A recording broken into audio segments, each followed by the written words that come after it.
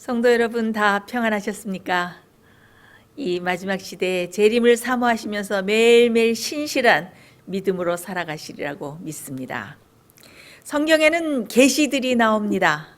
그 중에서도 사도 요한이 쓴 계시는 마지막 때를 살고 있는 우리들에게 아주 중요한 길잡이가 되고 있죠. 성경에 기록된 계시들은 그 중에서 대부분들은 가장 암담하고 어둡고 힘든 시기에 기록되었던 것을 알 수가 있습니다. 그 사도 요한이 계시를 기록했을 때도, 계시를 받고 기록했을 때도 언제였습니까?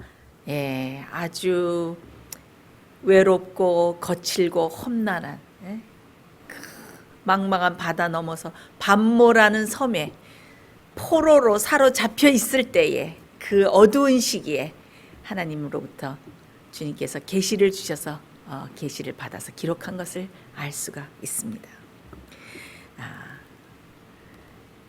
왜 그렇게 가장 어두운 시기에 그런 계시가 주어졌을까요? 다니엘도 포로로 잡혀갔을 때 예언의 계시를 보고 어려웠을 때 다 계시를 보았던 것을 알 수가 있습니다. 왜 그랬을까요? 그것은 가장 암담하고 어둡고 절망적인 때야말로 주님께서 주시는 계시가 필요할 때입니다. 그래서 만약에 그렇다면은 이 재림 직전의 마지막 환난과 시험의 때를 앞두고 있는 우리들에게 계시는 얼마나 필요한 것이겠습니까? 그래서 우리는 계시를 보아야 됩니다. 어떤 마음으로? 우리에게 주어진 계시가 이루어질 것을 믿는 마음으로 계시를 보아야 합니다. 마지막 때의 계시를 보아야 합니다. 오늘 설교 제목은 마지막 때의 계시라는 제목으로 제가 말씀을 드리는데요. 우리들은 특히 말세를 살고 있는 우리들은 이렇게 가장 절망적인 어떤 상황에서도 소망을 가지고 미래를 꿰뚫어 볼 수 있는 그런 믿음을 가지고 계시를 보아야 합니다. 자, 우리 말씀을 함께 나누기 전에 굉장히 흥미로운 말씀을 하나 읽어보도록 하겠습니다. 열왕기상 20장 22절로 23절입니다. 그 선지자가 이스라엘 왕에게 나와 가로되 왕은 가서 힘을 기르고 왕의 행할 일을 알고 준비하소서. 해가 돌아오면 아람 왕이 왕을 치러 오리이다 하니라. 아람 왕의 신복들이 왕께 고하되 저희의 신은 산의 신이므로 저희가 우리보다 강하였거니와 우리가 만일 평지에서 저희와 싸우면 정녕 저희보다 강할지라. 이것은 무슨 기록인가 하면은 이스라엘의 아합 왕이 아람 왕과 그 벌였던 전쟁의 기록들을 기록한 중에 나오는 말입니다. 여기 보면 좀 아합 왕이 그 갈멜산 이후로 좀 변한 것 같죠? 네. 아무튼 이스라엘이 그렇지만은 이 아람 왕에게, 아람 군대에게 자주 패해서 종주국으로 지내던 그런 때에 한때 이 이스라엘이 아람 군대를 쳐서 공격해서 이겼을 때, 그때 이야기입니다. 그때 이제 하나님의 선지자가 와서 아합 왕에게 뭐라고 말합니까? 이제 다음 해에 곧 아람 왕이 왕을 치러 올 터이라고 이렇게 예견을 해주죠. 네. 그러니까 힘을 기르고 준비하라고 이렇게 선지자가 말해줍니다. 그런데 이 상대 적국인 아람 왕의 신복들이, 신하들이 아람 왕에게 하는 말이 이것이 정말 흥미롭고 우리의 정곡을 꼭 찌릅니다. 뭐라고 말합니까? 오 왕이시여, 히브리 사람들의 섬기는 신은 산의 신입니다. 우리가 산에서 싸웠기 때문에 졌지, 그들을 골짜기로 내려오도록 만들어서 평지에서 싸우면 우리가 이길 것입니다. 왜냐하면 그들의 신은 산의 신이기 때문에 산에서는 힘을 쓰지만 산 말고 골짜기나 평지에서는 아주 무력합니다. 그들은 골짜기와 평지에서는 아주 무력하고 아무 힘이 없습니다. 라고 말하는 것입니다. 정말 그럴까요? 자, 이 아람 사람들은 이스라엘의 승리는 정말 전능하신 하나님의 도우심, 하나님의 도우심 때문에 이겼다고는 믿지만은 하나님께서 그렇게 모든 것이 전능하시다는 그 이해를 가지고 있지 않았습니다. 왜냐하면 그들은 다실론을 믿었어요. 고대의 이방신들은 다신이었습니다. 예, 그들은 그래서 각각 다른 신이 각 지역마다 힘과 영향력을 행사하고 있다고 믿었습니다. 그래서 그들에게는 많은 바알이 있었어요. 레바논의 바알도 있었고, 헐몬의 바알도 있었고, 자폰 정상의 바알도 있었고, 하늘의 신도 있었고, 산의 신도 있었고, 골짜기의 신도 있었고, 바다의 신도 있었습니다. 네. 이렇게 각각의 신들이 따로 있어서 그들을 전쟁에서 승리하게 해준다고 믿고 있었습니다. 그래서 아람 사람들은 이스라엘에게 승리를 안겨준 그 신이 무슨 신이라고 믿었습니까? 산의 신, 산에 있는 신이라고 믿었습니다. 왜냐하면 당시에 그 사마리아, 그 이스라엘은 이제 에브라임 산악지대에 위치하고 있었기 때문에. 그래서 만약에 이스라엘을 골짜기로 유인해서 평지로 내려오게 해서 골짜기에서 싸우면 우리가 이길 것이다. 왜냐하면 골짜기에는 그들의 신이 없기 때문에, 그들의 신은 무슨 신이기 때문에? 산에서 역사하는 산의 신이기 때문에 그렇다는 것입니다. 그래서 우리가 평지에서 싸우면 이길 것이다. 골짜기에서 싸우면 이길 것이다. 라고 말하는 것입니다. 여러분, 이 아람 사람들의 말이 우습고 틀리다고 생각하십니까? 정말 그들의 말이 틀렸다고 생각하십니까? 아닙니다. 우리들 중에는 이 아람 사람들이 말하고 아람 사람들이 믿고 아람 사람들이 생각하듯이 생각하고 믿는 사람들이 많이 있습니다. 하나님이 우리 삶에 있어서 어떤 특정한 부분, 어떤 특정한 영역이나 어떤 특정한 경험 속에서만 우리와 함께 계시고 우리를 주관하신다고 믿고 있습니다. 즉 어떻게? 하나님은 산에서 신이시지만은 골짜기에서는 신이 아니라고 믿는다는 것입니다. 성도 여러분, 우리 영적 생활을 우리가 해 나갈 때 우리가 산꼭대기 정상의 경험을 할 때가 많이 있습니다. 우리가 영적 생활이 잘 되고 평탄하게 잘 되고 성령이 충만한 것 같고 말씀이 충만한 것 같고 말씀을 잘 읽고 시험이 없는 것 같고 설교 말씀도 잘 듣고 있고 주님과 교통하고 정말 아주 충만한 좋은 영적 경험을 하며 살 때가 있습니다. 예. 그때는 어떻게 됩니까?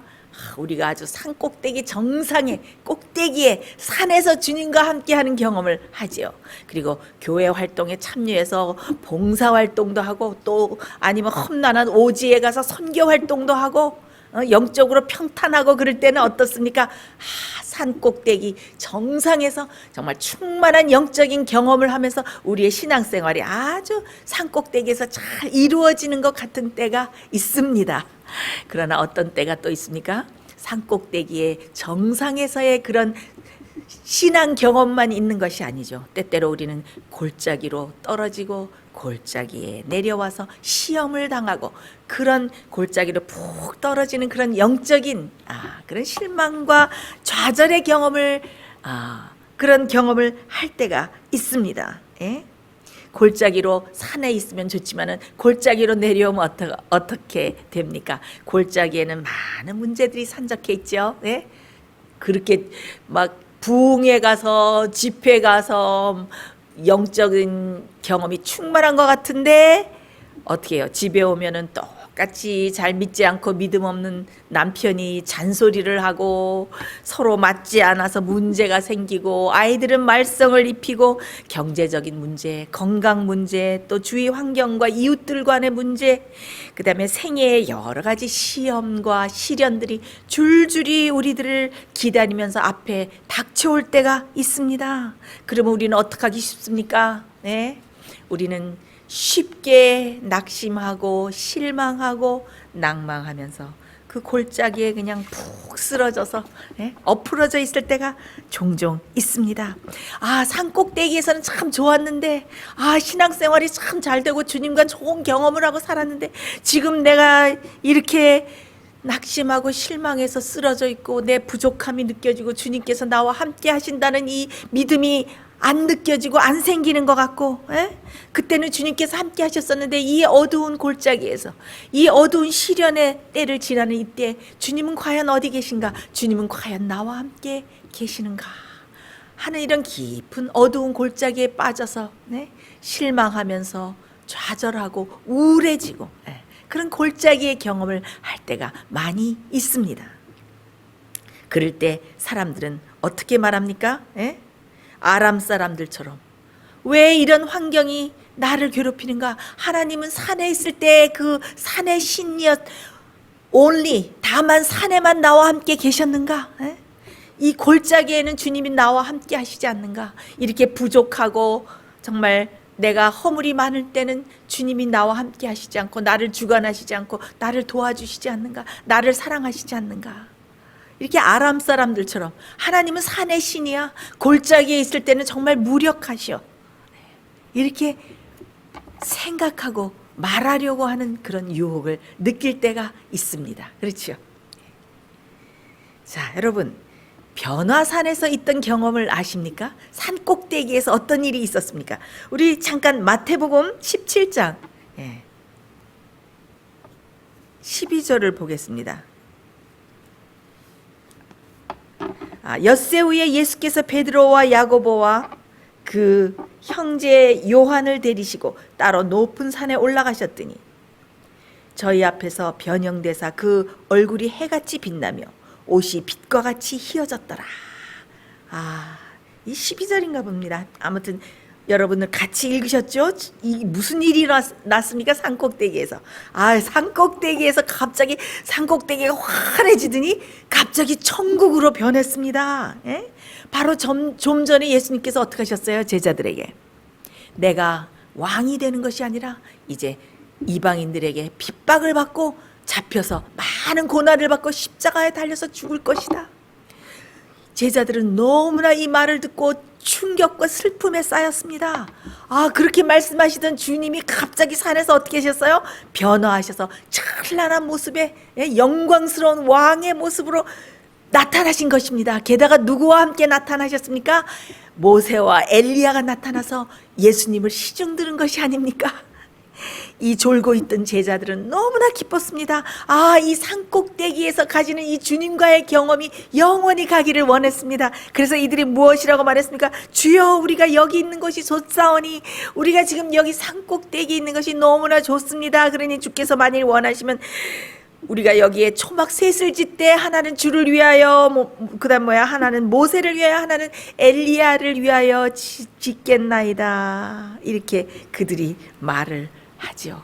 그들은 산꼭대기에서 내려오기가 싫었습니다. 주님과 함께 그 행복한 경험 속에 영원히 머무르기를 원했습니다. 그러나 산꼭대기에만 머물 수가 없었습니다. 그들은 골짜기에 내려와야 했습니다. 골짜기에는 무엇이 그들을 기다리고 있었습니까? 그들이 감당해야 되는, 견뎌야 되는 생애의 의무와 봉사의 의무와 시련들이 기다리고 있었습니다. 골짜기에는 무엇이 기다리고 있었습니까? 문제들과 슬픔과 고난들이 기다리고 있었습니다. 여러분, 우리 영적 생애를 살아갈 때, 우리 영적 삶에 있어서, 영적 경험에 있어서 우리들은 산꼭대기 정상의 경험을 합니다. 그러나 우리는 때때로 골짜기의 경험을 할 때가 많이 있습니다. 마음이 연약하여 쓰러질 때가 있고, 마음이 나약해질 때가 있고, 여러 가지 시련과 도전을 받을 때 어두움 가운데 쌓일 때가 있습니다.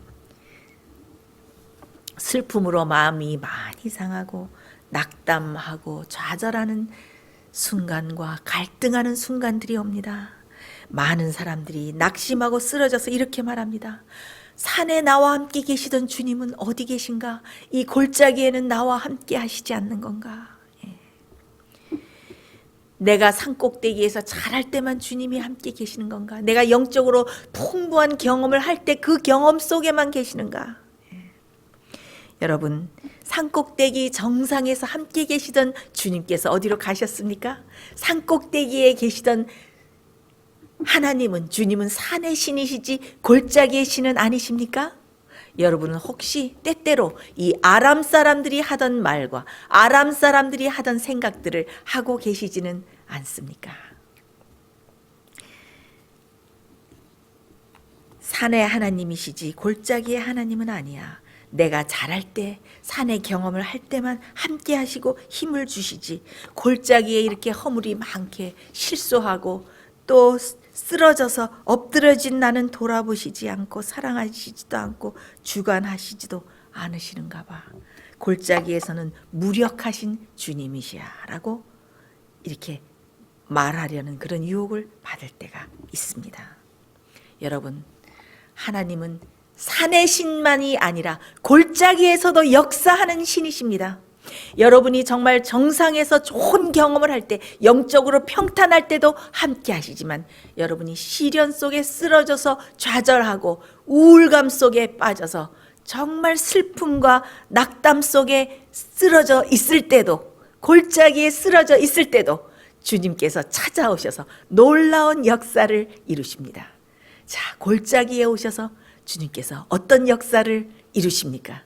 골짜기에 오셔서 놀라운 기적을 이루신 일이 에스겔의 계시 속에 나오는데, 자, 이 에스겔이 또 계시를 많이 보았어요. 근데 이 에스겔이 계시를 보았을 그 당시에도 참으로 그때는 암담하고 어려운 때였습니다. 그때는 어떤 때였습니까? 예? 에스겔이 유다 백성들과 함께 바벨론에 다 포로로 잡혀가서 고생을 하고 있을 때에 계시를 보았습니다. 예, 그 당시는 이미 북방 이스라엘은 어떻게 100년 전에 다 망해버리고, 그 다음에는 이 여러 차례 이 남방 유다가 바벨론에 함락을 받았어요. 예, 그래서 어떻게 됐습니까? 왕과 모친과 그 부인들과 내시와 신복들과 모든 귀족들이 다 어떻게 돼요? 다 바벨론으로 잡혀가서 포로 생활을 하고 있었는데, 성경에 보면 어떻게 했습니까? 그 마지막 때 그 유대 왕은 두 눈을 뽑힌 채로 사로잡혀가고 유다 백성들은 허리와 목을 다 줄로 묶어서 이렇게 막 끌려갔다 그랬어요. 부모들은 죽임을 당하고 아이들은 다 돌에 맺힘을 당하고, 정말 하나님께서 선택하신 이 이스라엘 선택된 이 선민, 이 백성들이 어떻게 해요? 가장 절망적이고 완전히 패배와 실패와 파괴되는 그런 속에 완전히 빠져 있고, 그들이 포로로 잡혀가서 그렇게 그냥 형편없는 정말 어두운 시간에 사로잡혀 있을 때 에스겔에게 계시가 주어진 것입니다. 지금 여러분과 함께 읽어보려는 이 계시가 에스겔이 받았던 놀라운 계시 중에 하나입니다. 자, 우리 한번 읽어보겠습니다. 에스겔 37장 1절로 3절. 여호와께서 권능으로 내게 임하시고 그 신으로 나를 데리고 가서 골짜기 가운데 두셨는데 거기 뼈가 가득하더라. 나를 그 뼈 사방으로 지나게 하시기로 본즉 그 골짜기 지면에 뼈가 심이 많고 아주 말랐더라. 그가 내게 이르시되 인자야 이 뼈들이 능히 살겠느냐 하시기로 내가 대답하되 주 여호와여 주께서 아시나이다. 자, 에스겔 선지자가 이 계시 중에 어디에 있었습니까? 산 꼭대기에 있었습니까? 아닙니다.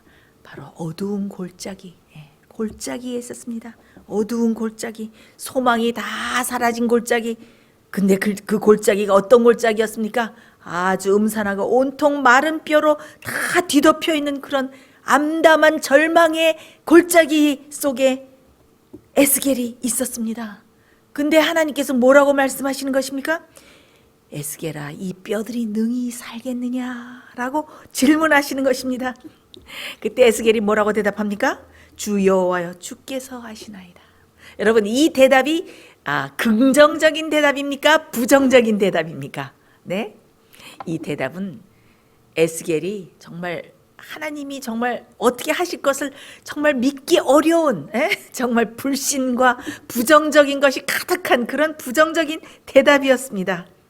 하나님의 능력을 믿을 수가 없어요. 왜? 에스겔에 처한 그 상황이 너무나 절망적이고 너무나 비참했기 때문에 하나님의 능력이 나타날 것을 믿을 수가 없었습니다. 그래서 그런 부정적인 대답을 할 수밖에 없었습니다.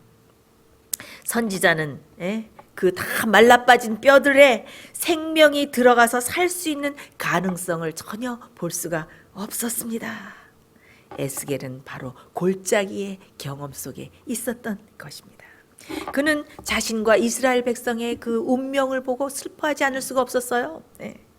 그들이 정말 하나님께서 훈련하시는 도구로 쓰이는 바벨론에 잡혀와서도 정신을 차리지 못하고 하나님께 돌아가고 회개하고 영적인 부흥과 개혁이 있어야 되는데 그대로 우상 숭배에 빠지고 하나님을 불신하고 배역하는 그런 자기 백성들을 보고 에스겔은 정말 낙담에 빠지려는 유혹에 빠졌습니다. 그는 정말 소망이 거의 다 사라지는 그런 지경에까지 이르렀습니다. 성도 여러분, 이 골짜기의 경험을, 이 골짜기의 경험 속에 빠진 사람들이 바로 우리 자신들 아닙니까? 깊은 골짜기에 빠져서 영적 생명이 다 말라버리고 어떻게 마른 뼈처럼 다 실패하고 정말 패배해서 골짜기에 힘이 다 없어서 팍 엎으러져 있는 그런 절망적인 상태가, 그 마른 뼈의 상태가 바로 우리들 자신 아닙니까? 여러분들, 우리 자신을 이 시간에 깊이 한번 돌아봅시다. 우리가 어떤 상태에 있는지. 여러분은 골짜기에 있지 않으십니까? 골짜기에서는 주님께서 우리를 돌아보지 않으실까요?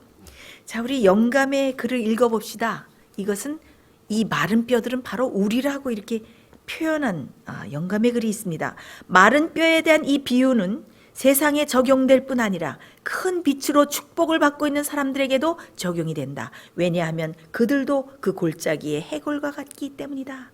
그들은 사람의 형상과 신체의 구조를 갖기는 했지만 영적 생명은 갖고 있지 않다. 이 뼈들은 이스라엘의 집, 곧 하나님의 교회를 상징한다. 뭐라고요? 바로 이 마른 뼈들은 바로 우리들 자신을 상징한다는 말씀입니다.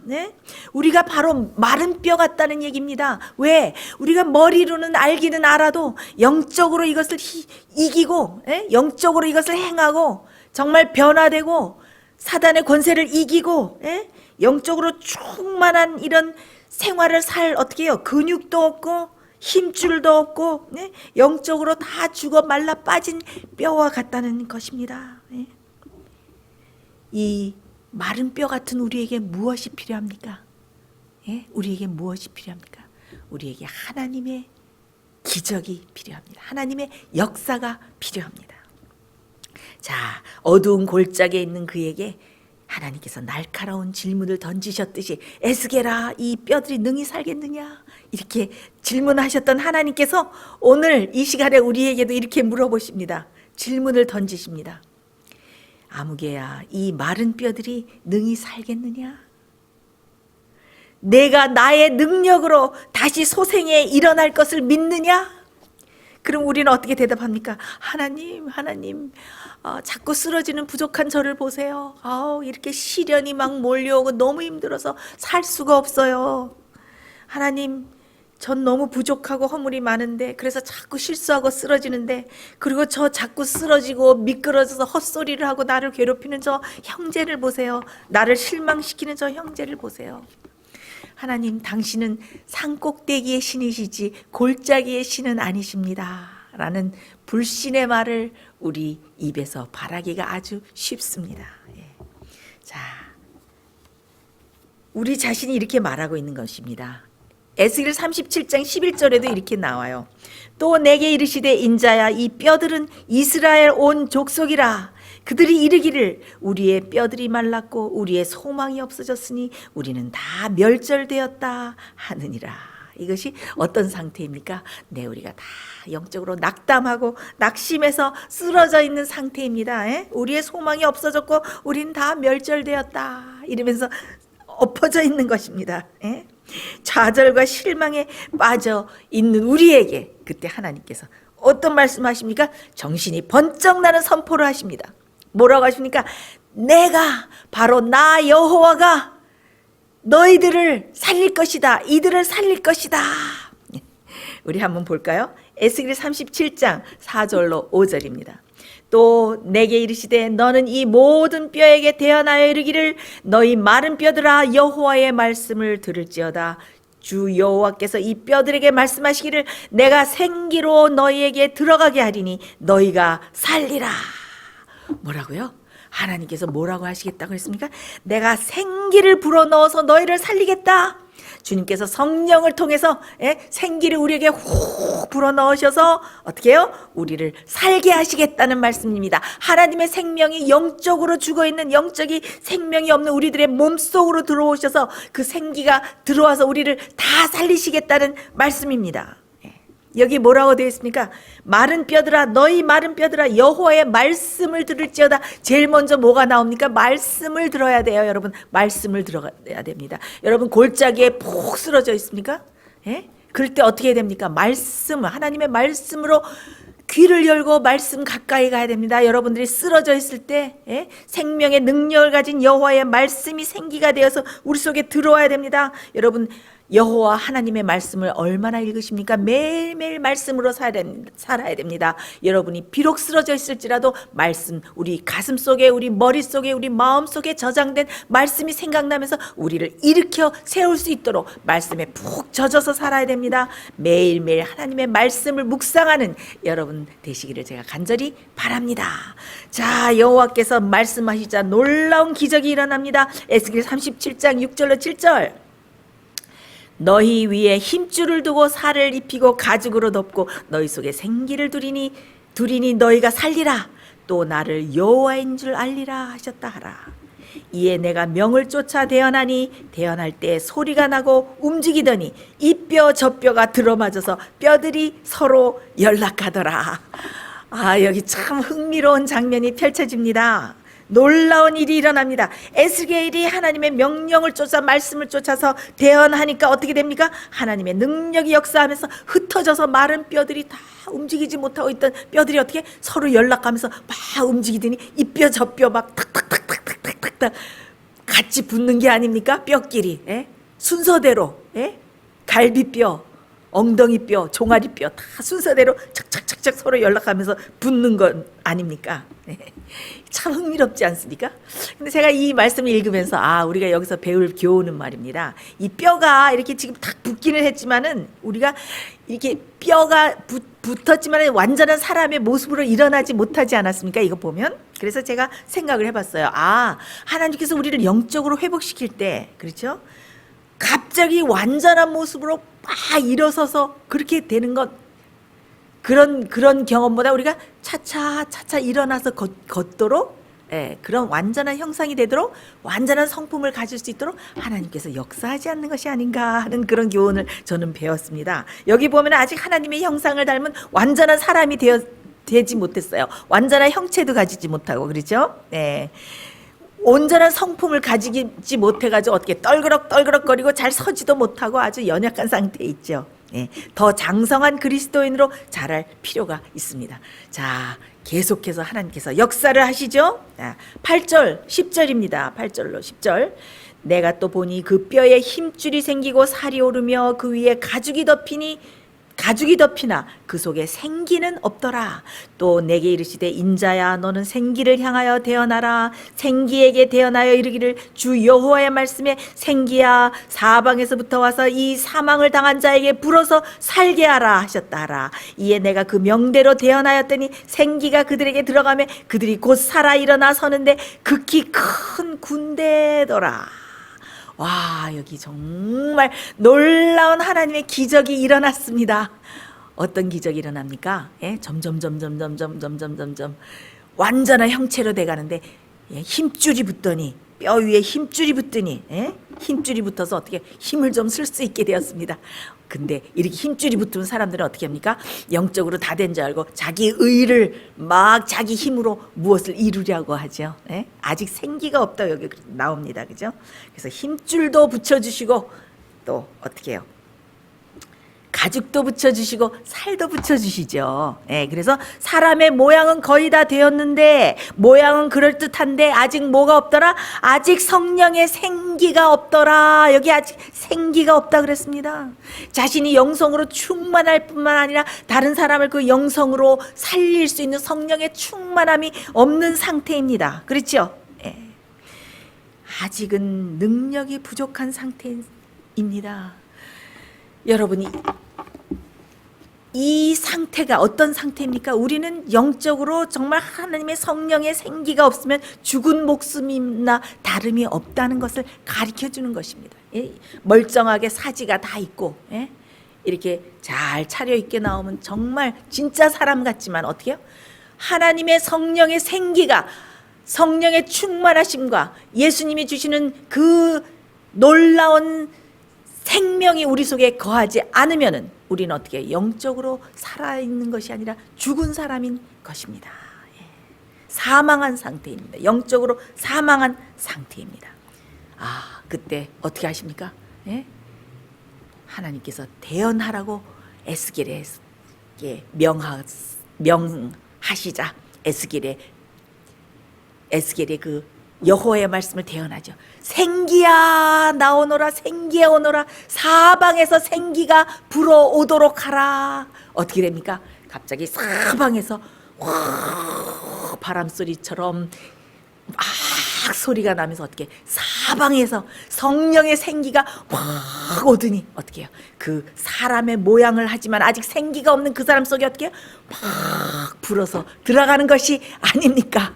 이 얼마나 놀라운 기적이고 얼마나 놀라운 장면입니까? 예. 이 기적이 바로 오늘 이 시간에 우리에게도 일어나야 됩니다. 하나님께서 성령의 생기를 우리 속에 훅 불어넣으셔야 됩니다. 예? 우리가 영적으로 죽은 것 같이 쓰러져서 골짜기에 쓰러져서 어떻게 합니까? 예? 시련들에 쓰러지고 또 형제가 나에게 도전해 올 때 또 낙심해서 쓰러지고 사단의 세력에 유혹에 쓰러지고 예? 사망의 권세에 쓰러지고 그냥 다 쓰러져서 영적인 생명이 다 없어서 마른 뼈처럼 되어 있는 우리에게 어떻게 합니까? 예? 산의 신일 뿐만 아니라 골짜기의 신도 되신 주님께서 오셔서 어떻게 합니까? 생기를 후 불어넣으시면서 살아라 살아라, 예? 살아라, 제발 살아나라. 내가 너에게 생기를 불어넣어주마. 성령을 주어서 모든 것을 이기게 하고 일어설 수 있는 힘도 주고 승리할 수 있는 힘도 주마. 일어나라 하면서 성령의 생기를 충만하게 사방에서 우리를 이렇게 휩싸면서 사방으로 생기가 우리를 감싸면서 이 생기가 우리 속으로 들어가면서 역사하는 것입니다. 얼마나 놀랍습니까? 예. 정말 이 성령이 없으면 예? 다시 말해서 우리 마음속에 이 하나님께서 생기를 넣으시지 않으면 우리는 무딘 양심과 영혼의 죽음에서 깨어날 수가 없습니다. 하나님께로 정말 우리가 돌아가서 순수한 회심의 경험을 하고 주님으로부터 성령의 생기를 받지 않으면, 하나님의 생기가 우리의 영적 생명을 회복시키지 않으면은 그것은 우리가 영원히 썩지 않은 씨로 거듭난 것이 아닙니다. 우리는 성령의 생기를 받아서 완전히 온전히 썩지 않을 씨로 거듭나는 경험을 해야 합니다. 이 생기가 이 사람 속에 들어가는 이 놀라운 기적의 경험이 오늘 이 시간에 우리에게 임하시기를 간절히 제가 소원합니다. 근데 그뿐만이 아니죠. 생기가 들어갔는데 그뿐만이 아니에요. 이 사람이 어떻게 됐어요? 힘을 다시 태어나서 힘을 받아서 다시 일어서는데 그냥 일어서는 것만이 아닙니다. 일어서 걷는 것뿐이 아닙니다. 무엇이 되었어요?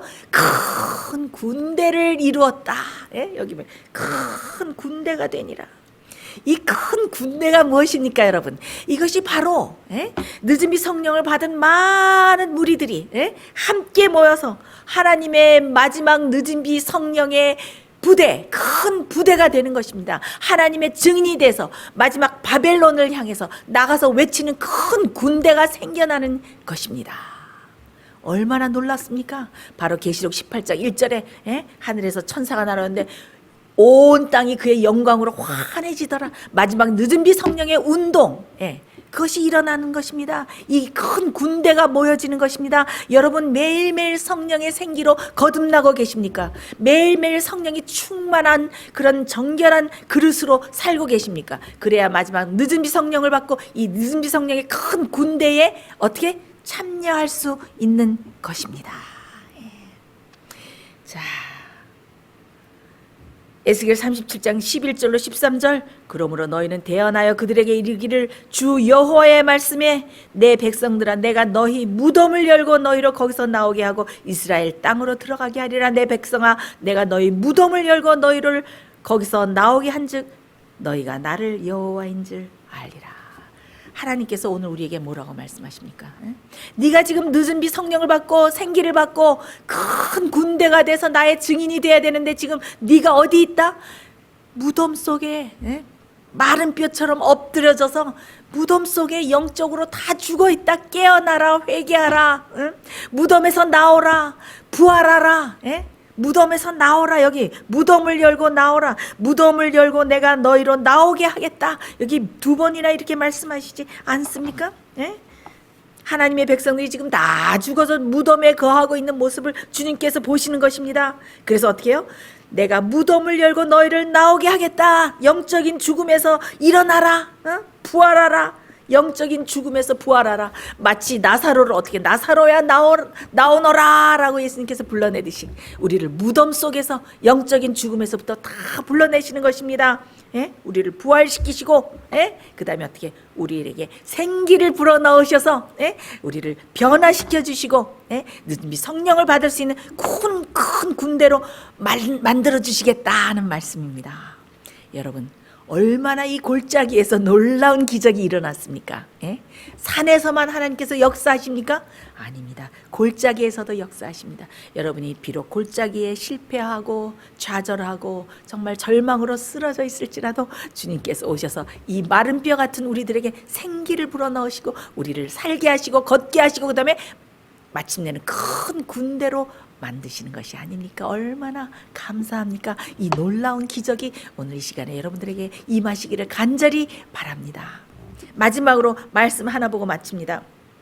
에스겔 37장 14절 내가 또 내 신을 너희 속에 두고 너희로 살게 하고 또 내가 또 너희를 너희 고토에 거하게 하리니 나 여호와가 이 일을 말하고 이룬 줄을 너희가 알리라. 나 여호와의 말이니라 하셨다 하라. 자, 이게 무슨 말씀입니까? 내 신을 너희 속에 두겠다. 그러니까 성령께서 계속 너희 속에 거하게 하겠다. 그래서 너희를 어디에 거하게 하겠다? 고토에 거하게 하겠다. 고토에 거하게. 이 고토가 뭐예요? 회복된 이스라엘 옛적의 땅, 이스라엘이 살던 땅, 회복된 땅으로 이스라엘을 다시 들이시겠다는 그 약속 아닙니까? 우리에게는 이 약속이 어떤 의미를 갖습니까? 회복된 에덴, 회복된 하늘나라, 모든 죄의 역사가 다 끝나고 우리가 죄로부터 정결하게 하심을 받고 죄의 역사를 이기고 죄의 역사를 마치고 사단의 세력과 사단의 유혹과 죄의 세력과 사망의 세력을 다 이기고 어떻게 해요? 모든 것이 다 끝나고 회복된 에덴 아름다운 하늘 본향으로 우리를 들이시겠다. 그렇게 하기 위해서 어떻게 해요? 너희 속에 뭐를 두고? 내 신을 두겠다. My spirit. 성령을 두겠다. 성령으로 충만하게 하겠다. 내가 맨날 생기를 불어넣어서 너를 살게 하겠다. 얼마나 고마우신 하나님이십니까? 얼마나 사랑의 주님이십니까? 우리를 살리시고 그 다음에 우리를 계속 유지시키기 위해서 성령의 생기를 우리에게 불어넣으시겠다는 이런 약속을 주셨습니다. 얼마나 감사합니까? 사랑하는 성도 여러분, 마지막 시대를 살고 있는 우리들은 계시를 보아야 됩니다. 에스겔처럼 계시를 보는 믿음 속에서 살아야 됩니다. 이 계시가 주님께서 우리에게 보여주신 이 계시가 이루어질 것을 믿는 믿음을 가지고 살아야 합니다. 하나님의 능력의 생기가, 성령의 생기가 우리를 얼마나 변화시킬 수 있는지, 비록 우리가 지금 골짜기에 쓰러져 있을지라도 우리를 얼마나 다시 일으켜 세우셔서 새로운 인간으로 만드실 뿐만 아니라 마지막 느즈비 성령의 큰 군대로 만드실 기적을, 그런 믿는 믿음으로 우리는 계시를 보아야 합니다. 산꼭대기에서뿐만 아니라 골짜기에도 주님께서는 우리와 함께 계십니다. 우리가 실패하고 쓰러져 있어도 우리를 정말 그 사랑의 힘센 팔로 안아 일으키시고 우리 속에 역사하실 것입니다. 그래서 마른 뼈 같은 우리에게 힘줄이 생기고 근육이 생기고 살이 생기고, 그다음에 성령의 생기가 철철 넘쳐서 마지막 하나님의 큰 군대로 우리를 만드실 것입니다. 이 골짜기에서 일어났던 이 놀라운 계시가 우리 각 개인의 영적인 경험과 우리 생애 속에 충만히 이루어지기를 제가 간절히 바라면서 말씀을 마치겠습니다. 우리 다 같이 기도하겠습니다. 하늘에 계신 하나님 아버지, 우리가 마른 뼈와 같이 골짜기에 정말 힘없이 쓰러져 있고 영적인 생명이 거의 없어서 정말 좌절하고 낙심해서 쓰러져 있을지 모릅니다. 주여, 그러나 산에서뿐만 아니라 골짜기에서도 능력을 행하시는 주님이시여, 골짜기에 부족해서 쓰러져 있는 연약한 우리들을 일으켜 세우시고 당신의 놀라운 생기, 성령의 생기를 우리 속에 불어넣으셔서 우리가 다시 새로운 생명으로 일어나고 마지막 늦은비 성령으로 충만한 주님의 늦은비 성령의 큰 군대가 될 수 있도록 우리를 축복하여 주시옵소서. 오늘의 주신 주님의 말씀을 감사드리오며 예수님 이름으로 간절히 기도드리옵나이다. 아멘.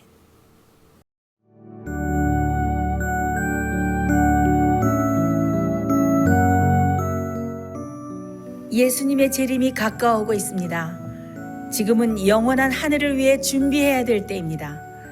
머지않아 우리의 재물은 아무 쓸모없는 것이 되고 말 것입니다. 하나님께 은혜를 받으셨다면 받으신 축복을 생애의 빛 복음 사업을 위해서 나누지 않으시렵니까? 헌신하시는 성도님들의 손길에 하나님께서 후히 갚아주실 것입니다. 후원해 주시는 모든 성도님들께 감사드립니다.